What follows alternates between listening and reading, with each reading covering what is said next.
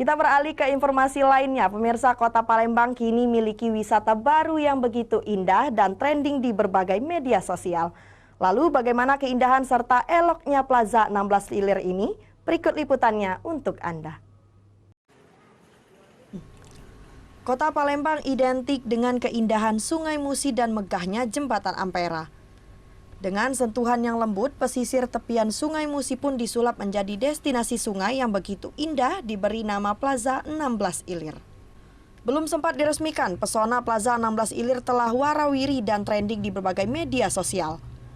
Dengan renovasi besar-besaran tepian Sungai Musi, tepatnya di belakang Pasar 16 Ilir, yang berdekatan dengan dermaga merubah kawasan yang tampak kumuh beralih fungsi menjadi wisata rekreasi. Banyak wisatawan yang dengan sengaja mengabadikan momen saat berada di Palembang dengan berfoto di lokasi ini sembari menikmati megahnya Jembatan Ampera. Ya memang kumuh dulu kan, sekarang ya alhamdulillah kan tertib. Tapi bagus sudah. Keindahan ini ternyata berdampak peningkatan omset bagi para pedagang dan juga penyedia jasa angkutan sungai. Ini usaha kita tambah maju. Banyak pengunjung yang berdatang di sini, Bu ya.